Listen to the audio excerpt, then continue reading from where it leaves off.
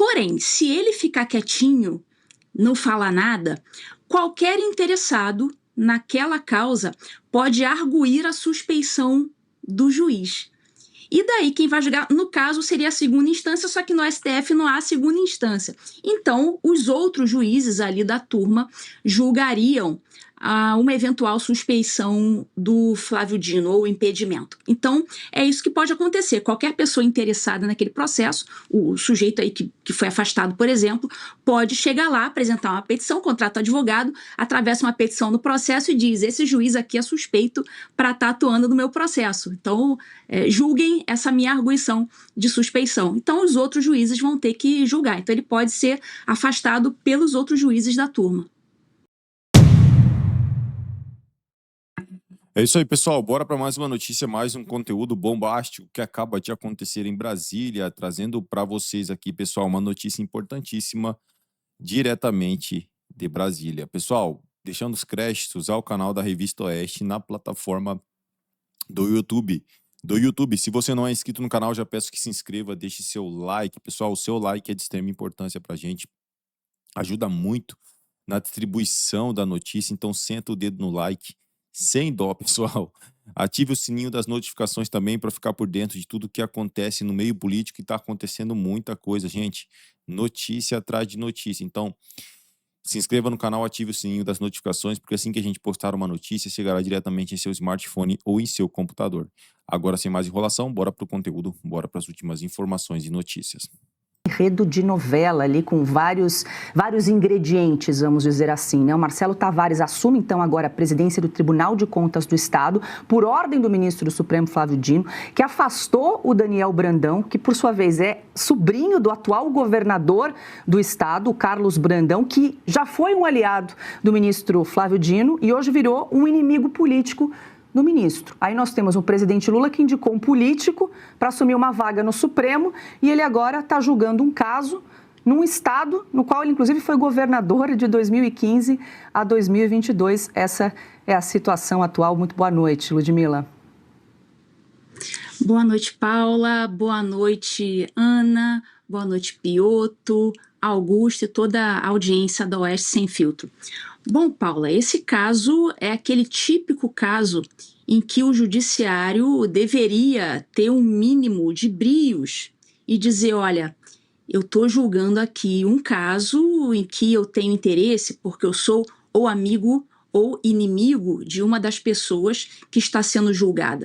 Então, quando isso acontece, a lei ela é bem clara e usa mesmo esses termos. Se um juiz está julgando, ele até usa a expressão amigo íntimo ou inimigo capital, né? Se você tem uma inimizade capital, uma inimizade conhecida com uma pessoa que está ali no processo em que você está julgando como juiz, o que você tem que fazer nesse momento? Você tem que parar e falar: olha, eu não posso julgar esse processo aqui, porque essa pessoa é minha inimiga, ou pelo menos a sociedade enxerga as coisas dessa forma. Eu estava vendo aqui uma matéria em que diz: olha, o Flávio Dino, ele é inimigo do grupo político desse sujeito afastado. Então, a primeira coisa que ele tinha que fazer era: olha, eu não posso julgar essa pessoa aqui. Só que eles não fazem isso. E eles normalizaram essa conduta. A primeira coisa que a imprensa tinha que estar falando era: Flávio Dino não pode julgar este processo, tem que passar para outro. Então, o que você faz? Você pega, você olha, não posso julgar isso, pega, dá um despacho e diz assim, considerando, dá uma decisão, considerando até motivo de foro íntimo, você não é nem obrigado a dizer o motivo pelo qual você é suspeito. A lei te garante ao juiz o direito de se reservar ao direito de não dizer por que ele não quer julgar aquela pessoa, por que ele se acha suspeito de julgar aquela pessoa. Então ele diz: olha, não posso julgar essa pessoa por motivo de foro íntimo. Reencaminhem-se os autos à distribuição. E dali vai ser distribuído para outro juiz. é assim que acontece e é assim que deveria acontecer no STF, que é a mais alta corte do país e é a corte que deveria dar o exemplo para as demais. Então, dali você vê depois no Brasil um monte de juiz deixando de se dar por suspeito. Por quê? Porque está vendo o mau exemplo que está vindo de cima. Então, lamentavelmente, eles sempre são muito preocupados com a própria imagem, com a imagem da credibilidade do tribunal, do STF perante a sociedade, mas eles mesmos não se dão ao respeito. E essa decisão é mais uma dessas decisões que simplesmente eliminam a credibilidade do STF perante o povo brasileiro. Adalberto Piotto, muito boa noite, seja bem-vindo. O presidente Lula indica um político para assumir uma vaga no Supremo. Agora a gente tem essa situação envolvendo aí o estado do Maranhão. E só para fazer um adendo, Piotto, a gente está falando desse caso que envolve o sobrinho do atual governador, o Carlos Brandão, mas tem também o candidato ao governo do Maranhão, que é o Felipe Camarão, que é do PT. No programa de governo dele, ele menciona o nome do ministro Flávio Dino 16 vezes. No programa dele agora como candidato ao governo do estado, só para mostrar assim, né, a influência política ainda do Flávio Dino, que foi governador do estado de 2015 a 2022. Paula, boa noite, Lud, boa noite, Ana, todos que nos acompanham. Eu vou no que a Ludmila disse. Que juiz hoje no Brasil vai se sentir obrigado a se declarar impedido? Com o exemplo que vem do Supremo Tribunal Federal. Do Alexandre de Moraes, do Flávio Dino e por aí vai. Esse é o ponto. Pode pegar casos também do Gilmar Mendes, mas vamos no outro ponto. Quando o Lula indicou o Flávio Dino como ministro do Supremo, qualquer pessoa em sã consciência diria não vai dar certo, porque é uma corte, é um outro poder. O Dino é político na essência, sempre foi político na essência. A regra do Lula foi a mesma de indicar para o TCU, o que já é uma aberração, porque o Tribunal de Contas da União julga as contas da União. E aí você tem um monte de político ali, mas aí tinha uma alegação. Eu vou contar para vocês o que eu ouvi na primeira vez que eu perguntei sobre isso. Ela, não, mas tem que entender que as contas do governo, às vezes precisam da visão de um gestor mais político, porque às vezes o governo passa por situações diferentes, não dá para olhar aquilo com rigor extremamente técnico, precisa ter uma margem de manobra. No Supremo não dá para ter margem de manobra. Aliás, não dá para criar margem de manobra como criaram, por exemplo, em relação aos presos do dia 8 e por aí vai. Ninguém em sã consciência, minimamente honesto do ponto de vista intelectual, acreditaria que o Dino seria o melhor nome para ser ministro supremo. Mas o Senado aprovou. Agora, era um Senado que estava, assim, digamos, nas mãos do governo. Não sei se passaria hoje, ou se teria uma rejeição maior, ou pelo menos um número de votos contrários maior. O que nós estamos vendo aqui é que tudo que o PT, tudo que a esquerda falou do Maranhão do Zé Sarney, ou da família Sarney, eles reproduzem agora, mas muito pior. Porque agora o Dino não tem nenhum pudor em dizer que ele está mandando no Estado. Porque, peraí, veja só essa situação. Ele deveria dar um exemplo agora, falar assim, como sugeriu o Ludmila agora. Vou me declarar impedido, segue para um outro juiz e julga esse caso do outro lado, ou a indicação vem por... Não dá, o juiz está indicando. Quantos ministros do STJ, ou dos tribunais regionais eleitorais, ou dos tribunais, dos tribunais estaduais aqui, foram indicados por ministro do Supremo? Ou os que estão hoje no Conselho Nacional de Justiça? Como que você vai esperar que o Conselho Nacional de Justiça julgue comportamento de juiz com independência e com absoluto rigor técnico, se eles estão respondendo a algum ministro do Supremo que os indicou? O Maranhão é o estado mais pobre do país. É o estado hoje que tem problemas seríssimos, que se pode chamar de índice de desenvolvimento humano. Só piora. O Dino piorou o estado do Sarney. Essa é a verdade do Brasil.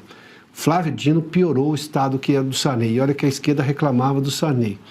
Dizem lá atrás, tinha um ditado lá atrás, Paulo, já concluo por aqui, o Brasil vai ter saudades do Sarney. Acho que o Maranhão deve ter.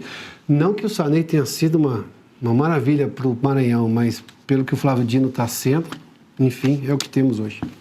Ana Paula Henkel, boa noite, seja bem-vinda. Ana, e tem outro episódio envolvendo também o estado do Maranhão, o ministro Flávio Dino, que foi o jornalista Luiz Pablo, na semana passada, que teve o sigilo da fonte quebrado aí por ordem do ministro Alexandre de Moraes, mas por ter denunciado o uso ali supostamente de carros oficiais por parte de Flávio Dino e de familiares. A sensação que dá é que o Flávio Dino, qualquer coisa que mexa ali no estado, ele vai lá e interfere hoje como ministro, né, do Supremo Tribunal Federal para decidir, para julgar e dizer quem manda ainda no estado do Maranhão. Exatamente, Paula. O Maranhão acabou se tornando um puxadinho não apenas da dinastia do grupo de Flávio Dino, mas agora tem uma proteção suprema, não é? Com o perdão do trocadilho. Boa noite, Paula, querida Ludmila, Piotr, boa noite à nossa audiência. Paula, a Ludmila e o Piotr já foram, né, nos pontos que eu mencionaria também, eu não vou aqui ser repetitiva, a única coisa que eu acrescentaria é em relação, e talvez discordar um pouquinho do Piotr, em relação ao Senado, porque esse mesmo Senado que aprovou o Flávio Dino, ele barrou o Messias, e o Messias não é pior que o Dino. Né? O Dino sempre se declarou abertamente comunista, houve uma pressão muito grande em cima dos senadores para que eles declarassem os seus votos, nos senadores de direita. Muitos ficaram irritadíssimos com a pressão feita por parte da sociedade, do jornalismo independente, como o nosso também. Nós fizemos perguntas se eles declarariam os votos. Alguns declararam, outros ficaram bastante chateados, inclusive pediram para a Revista Oeste para que nós parássemos, cessássemos essa pressão de ter que dizer se eles votariam ou não no Flávio Dino. Então, eu acho que, de novo, né, o nosso círculo de notícias acaba exatamente na eleição para o Senado este ano. Não vai adiantar só trocar o presidente, só tirar o PT do poder. Precisamos colocar um Senado altivo, que aguente a pressão da sociedade, que vote de acordo com a Constituição, que vote para a proteção da Constituição, que vote contra as ilegalidades dos ministros do Supremo Tribunal Federal e que fale isso abertamente, né? Que não fique apenas na promessa de discurso de campanha.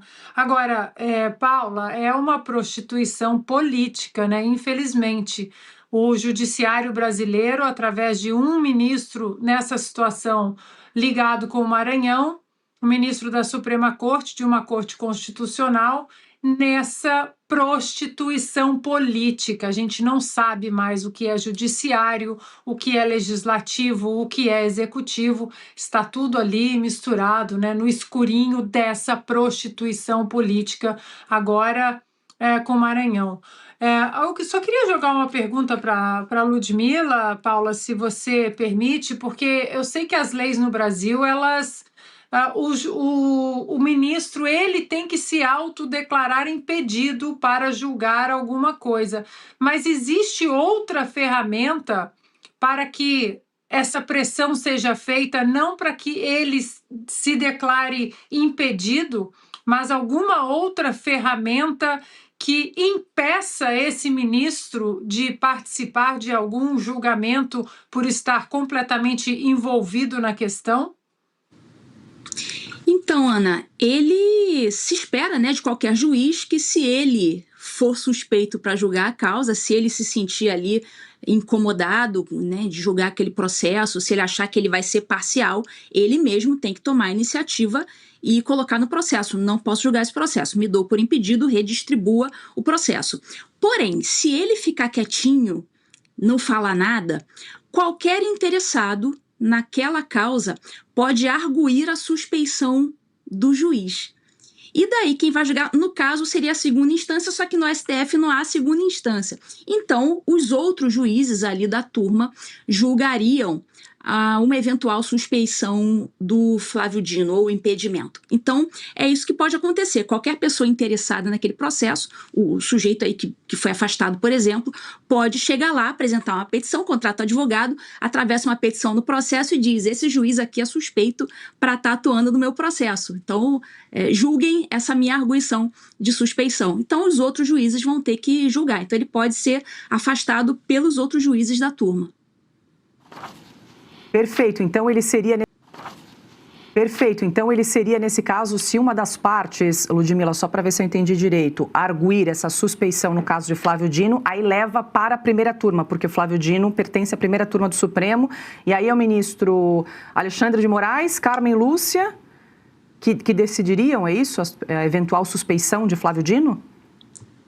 Esse é o problema. É isso aí, pessoal. E bora para mais uma notícia ainda, né, pessoal, sobre aqueles Dia dos Pais, né, do final de semana passado. Suzanne von Richthofen teve saídas temporárias por anos. Olha a injustiça, pessoal. Teve saída temporárias por anos, mas filhos de Bolsonaro são barrados por Moraes no Dia dos Pais. Flávio e Eduardo Bolsonaro usaram as redes sociais para criticar a decisão do magistrado. O ministro Alexandre de Moraes do Supremo Tribunal Federal negou o pedido da defesa do ex-presidente Jair Bolsonaro para que os filhos Carlos, Jair Renan e Flávio os visitassem no domingo passado, Dia dos Pais. A decisão mantém a sanção de 30 dias sem visitas imposta ao ex-presidente após descumprimento de condições judiciais, com exceção apenas para médicos e advogados.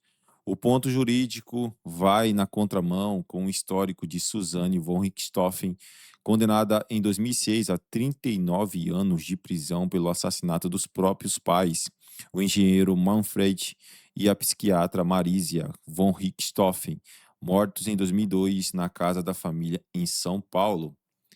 Após progredir para o regime semiaberto em 2015, Suzanne passou a ter direito à saída temporária, benefício previsto nos artigos 122 a 125 da Lei da Execução Penal, concedido a presos de bom comportamento em datas comemorativas, entre elas o Dia dos Pais. Suzanne deixou a penitenciária feminina de Tremembé para a saída temporária de Dia dos Pais em pelo menos 2 ocasiões documentadas em 2016 e 2018. O benefício, concedido até 5 vezes ao ano a detentos do regime semiaberto, exige apenas endereço fixo de permanência fora do presídio e comportamento carcerário adequado, sem qualquer relação com a natureza do crime cometido. Atualmente, Suzanne cumpre a pena em liberdade desde janeiro de 2023, após sucessivas progressões de regime ao longo dos quase 17 anos em que esteve sob custódia do sistema prisional paulista. É isso aí, pessoal. Agradeço a vocês pela companhia. Se não é inscrito no canal, se inscreva, deixe seu like e o seu comentário, tá? Valeu!